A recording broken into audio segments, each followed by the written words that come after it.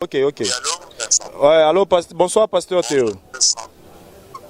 Bonsoir. En tout cas, na commissi d'abord Nzambe, n'engé na zio na téléphone parce que prière na biso ya tous les jours avec ya reçoit na bino parce que neto yoka n'engé to sola qui to mona que bino nde bat boza à mesure ya ko aider biso to zana mama Ani awa mama ya Cédric.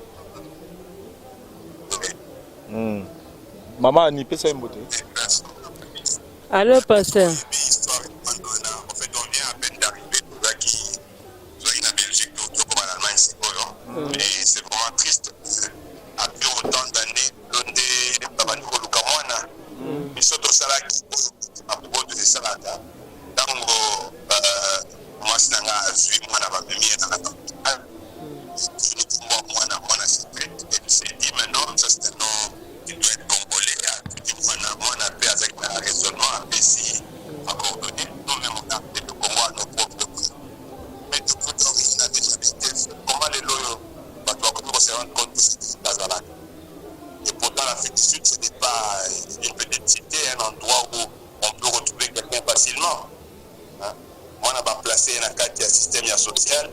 Il n'est plus en contact avec les gens et en fait, il était resté à l'hôpital comme un patient, comme tous les autres.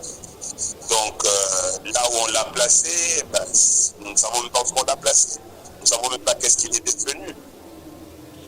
Mais nous savons quand même, nous n'avons pas oublié que Gawana et Salema, on a tout fait. Nous, on a fait ce qu'on pouvait faire en tant que Congolais compatriotes.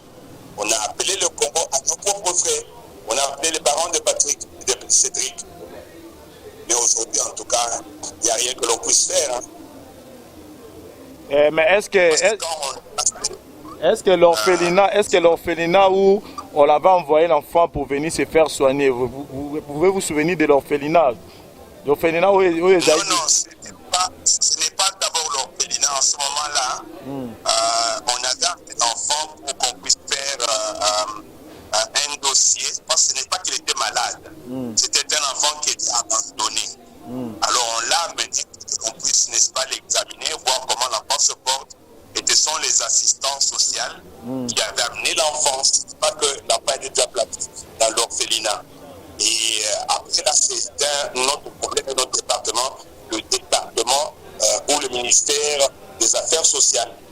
Mais ils sont venus avec l'enfant au ministère de la Santé, à un bureau du ministère de la Santé où mon épouse est médecin. Et c'est juste une coïncidence que ce soit notre enfant congolais. Donc, le reste, maintenant, ça c'est au niveau du placement, au niveau du ministère des Affaires sociales.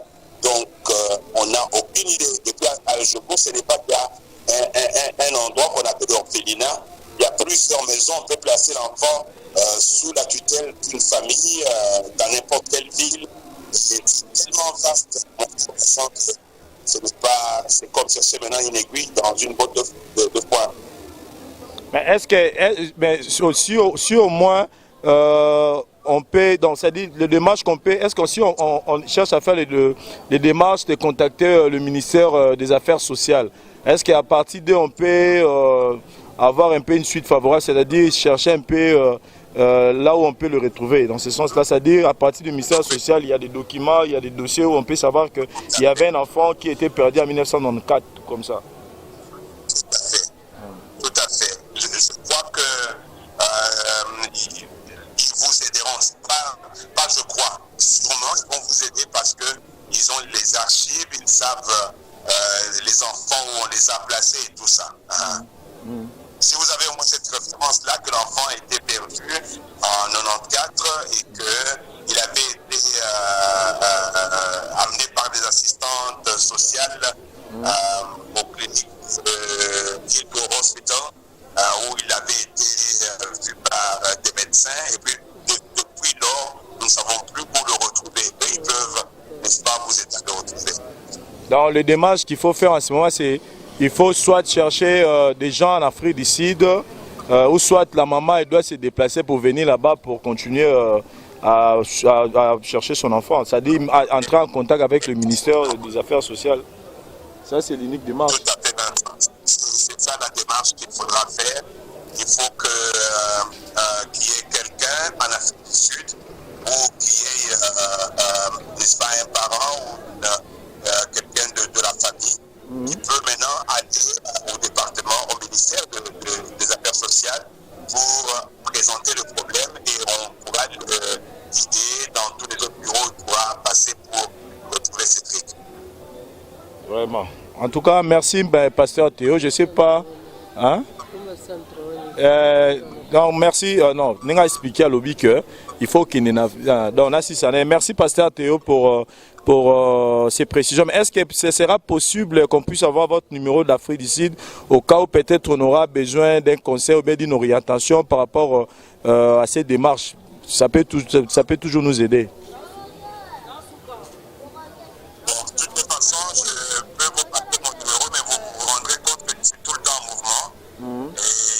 C'est difficile de passer sur place, mais je suis sur WhatsApp.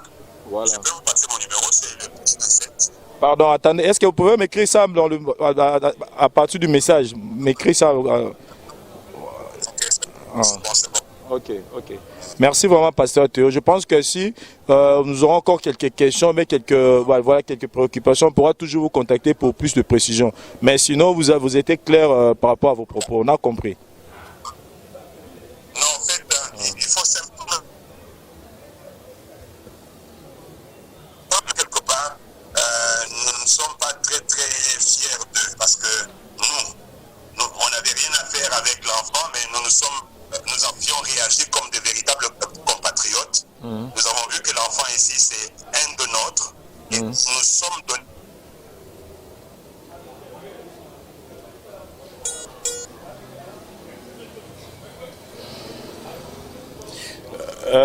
Oui, chers amis internautes, je pense que notre conversation avec Monsieur Théo, pasteur Théo, ou Azali Bongo, Mobali, ya Madame Solange, ou Akomelaki, Maman Nabiso lettre en 1994, pour nous signaler que Bazalaki, Sika Mokona, Mwana na Bango, Diene to Solena Mbaye Nae, selon Mobali Naya Lobike, moi Nazaki n'orphelinate. Donc après si sur la précision, ils disent que moi Nazaki abandonné et service social, donc ministère des Affaires sociales na Bango, ne ba logota ki moi na wana. Bah, il y a un hôpital pour examiner premièrement pour d'abord état à santé naïe parce qu'avant il fallait d'abord récupérer moi na état à santé naïe et puis ça donc bango ça que vous na mesure parce que récupérer moi na wana té parce que moi na bango té comme mon qui bon qui té maman ani lettre pour lui dire que voilà la situation moi na moment wana ils encore possible pour na c'est aider maman Annie pour qu'elle retrouve moi mais tellement que bané l'équipe plus de 22 ans donc pour eux mon effort moko ya ngambu ya maman Annie ça la magité donc si ils vraiment pas mais pour la bango ndenge monsieur toi epsinga lobby aïsi biso ka lobby ce qu'il faut faire en ce moment ils que maman Annie soit maman Annie il faut ça la descente en Afrique du Sud pour nous à contact na ministère des Affaires sociales na bango à partir du ministère des Affaires sociales ne bango bazana archive ba yebi place nini ba retrouver trace ya moi na keton to zoaraye to kenara ne boye to salara ne boye to zong sara na boye donc bango ne ba retracer comme anezali et puis koyeba nini lekelaki bon voilà mais bango à leur mesure ba kosa sous elo moroté pour na likamo parce que mikolope les qui déjà belé donc bazana incapacité à au sein de ba pesi biso kaka orientation donc mais je pense que Waneza Suko appelle Yami Balé tout sali pour na bandeko tout bozan la monde maman Annie na minute en tout cas seul moyen où il y a pour retrouver moi naïe à part au Nzambe peut-être à bomber les arabes qui na minute où il faut ko kita na Afrique du Sud kuna soit ceux qui ba congolais au bozape na bolingo dotala biso boko sunga mamani so bomoni ke boko zo likamwana boko créer moi comité moko boye pour na osunga mamani à retrouver moi na boko landa ba démarche wana parce que pasteur nenga lobby bango bazana makamla ngo belé bazara vraiment en mouvement trop.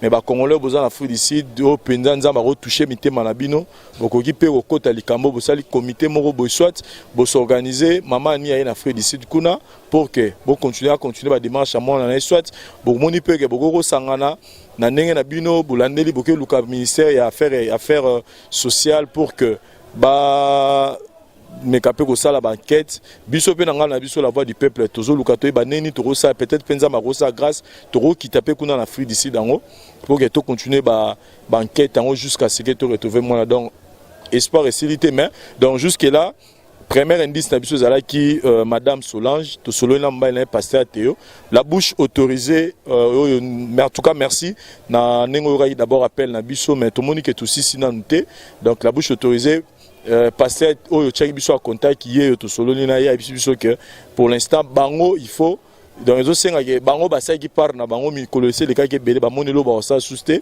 o les importer ça que kokota soit contact na ministère ya affaires sociales na bango donc voilà donc biso to senga rasuko soutien na biso ba congolais to sunga maman Annie je pense qu'elle est to lancer une mission mututo aura qui passe nanda ku j'ai reçu tant des appels beaucoup des appels que toi qui passe, toi qui mawa, toi qui passe, toi qui mawa. Je sais que bato amité mamalamu bozali, bato ya ba bon cœur bozali pour que bosunga maman Annie pour na descente na Afrique du Sud, soit comité Moresala ma pour na sala suivi ya rekomati na ministère des affaires sociales pour que golgaroye ba trace ya ndeko na biso Cédric. Sinon toujours continuer toujours au sein appel na Cédric, peut-être Cédric aura ralinga la té. Nazana Ndegomora moi si Azaliawa, elle va nous aider pour nous repasser un message na Cédric à comme au résumé biso pour que Cédric place Azali peut-être azora linga la thème à partir un message ou rappel anglais ko ripe ko sunga biso dans to benga ep moment oya pour nous repasser Cédric message mais sinon maman Ani na habité na ninge balobi awa pour nous la descente na Afrique du Sud au moni nengeni. Merci monsieur Vincent pour la parole. Nayo ki makamune sondenge pasteur Théo Muka a outi kolme après c'est pas pour nous relaxer pas inquiéter et qui orphelinat mais ezala kinde ministère et affaires sociales ndé mutezo ki mwana pa na okende na ye na dispensaire wana donc elo ke tikali kaka ya koluka moyeni to ko sala pa na rolande pe à partir ya ministère message so pesi déjà bato ya mité malamu bazo landela pe makambango donc bakolanda yo bakoye ba après bazo ndenka bazo benga ba kontempe ka ko benga pona opesa ba idée ndeni ni to sengeli ko sala elo na puis ngala relancer ka message na ndeko na bino en Allemagne comme ni journal Lissi Bazamba maman Lissi Bazamba en tout cas bato belé ba benga nga journal na Allemagne ba yebio donc et ni ça Allemagne makasi maman Lissi Bazamba on a charge et belé na makambo parce que na critiquer au thème kotika ndeko na yo atazaki na place à mabe au lingate donc yo nengo se retrouver en Allemagne yeba ko za na dette munene oza na capabilité moko o il faut longola donc faut batu baro kota na bango likabatu baro sunga la bango mais maman Lissi Bazamba oza na part munene bobunda pour que na o batu baro sangisa na o batu baro bunda yo pe faut kota makambo ikotika ngote donc si Cédric Kitoye baba trace na ye yo il faut kota makambo parce qu'ils ont concerné yo la bouche autorisée à osa musala na ye pour na respect pour na ko panza sango bat ba mona à travers page na ye mais yo pe oza na charge mné na makambo donc tozo zela pena contribution na yo na makambo yo pour que maman pour na biso na la voie peut to moni qu'il faut ça l'esco descendre en Afrique du Sud parce qu'il comme na yo na ya muninga za différent peut-être mo so roloba que oui na rolandela ngo metam susu na tonga fa des cop na ye Afrique d'ici des amboka ba congolais mi bakenda pona koluka bakenda pona distraction te mutamtaza na planning na za na ba emploi du temps donc muto rolanda makambo bien pona nga ezayi moko mama na ye mais azana ba moyen te pour akomati na Afrique d'ici douana donc oboro sala to funguli pena kesi yango bo sunga mama Annie akoma na Afrique d'ici ce be muto mo rezo charge ya pas prise en charge pour que Kokomati qu'on a en Afrique du Sud et au sala bien pour na kosungaye à retrouver Cédric Batras nae sinon to zozo un message sur quoi il y a ndona biso à moi si o ya aider biso pour que ce qui Cédric aura souligné la au moins azo un message en anglais o ya zo aider biso mikolo ko te pona ko interpréter logo italien anglais au place pour na comprendre bien comme Cédric pe ba à Bungaka na 9 ans, certainement peut-être un peu lingala, peut-être Cédric Azora lingala sous bien c'est pourquoi Tonito lancer message na Cédric en anglais pour que à comprendre les problèmes n'engezali de façon que tu bani to aider maman ni à retrouver. Na passer parole na Donabiso moi si Epinoche et la géante pour expliquer. Cédric Mbembi, your mother, Cédric Mbembi Mata. Your mother look for you every day. You was lost since 1894. When your mother crying every day for you. She has worry. She had not the money for travel. If you follow this program, write or call for your mother. Please. Can be you forgot Lingala and French. It's because I translate it in English, please. Call your mother. Please, Cédric. Merci. Thank you. Voilà, mais maman ni na ngena zungela mkepe pa na yo parce que ezana ba question susu batu batuna ki ngai. Maman ni mwana keneka Fredicide pona nzeki nzela makolo pa koma na Londres. Mais tango mwana bungi. Ye tata mwasi oyo bandoko bengisa mwana na anglais na poto kuna. Tango oki ke mwana batu bimisaki na Congo ukomise na Fredicide mwana bungi. Asala démarche moroté que rolukata hier à la facilité au kita peut-être de yo au kozanga kimbongo comme en Afrique du Sud mais je pense pas qu'azanga kimbongo au Angleterre pour y en Afrique du Sud ils aura peut-être visa démarche ni ya sala parce que yem ta base ya makamnyo so. Merci pour la parole. Après l'événement nous ndenge lekela kiwana tata mwaswana asaki démarche que papa Cédric yemoko a commencé sur place. Puisque moi na déclaré que mes parents na baza na Congo. Papa bimisa passeport et comme papa bimisa visa, ndé ko sala que papa ayoko bela. À partir wana ndé to comme une impossibilité ya ko commencer sur place. Mais na ndo bimisa bon passeport na visa ye tata moi sikona. Tata moi so abengisa ki bango po ba koma na Londres. Yende mutu abimisa mbongo wana po basala pona ko sala démarche na moment wana. Après Kobela ya papa ndé ko sala petit ndenge ezui moi batan on surtout malgré batan on se mettre bande ko luka na ba façon mususu mais na ba façon mususu papa bela ki oui mais est-ce que yo zalaki yo zana ka c'est celui temps papa a beli malade ya papa leki mais quand même fallait ça sous deuxième démarche pour que yo kende pour unanimité démarche Afrique d'ici de Golia moto de là ba $1,500 té. Ndento zolo babwe tata mwaswana pa zolo a Holanda ngo akomona akoyoka makamnyo so don moma yango loka nzele monani akoyeba sikoyo ni na sengeli ko sa puisque pasteur oyo akokai ko guider biso pe alobi ka même make ezo senga fo mutu yemoko akita sur place po na osala recherche wana ye azolanda akoyoka soka moni moka za prêtre ya kokoma kuna. Mais c'est Vincent Zali va resolola rekota na connexion na ye pona koyeba ndenge ni basengeli ko sala so pa monique ya za prêtre te o senga ke nonga na kende kuna nenge eza possible po to landela na nzela wana.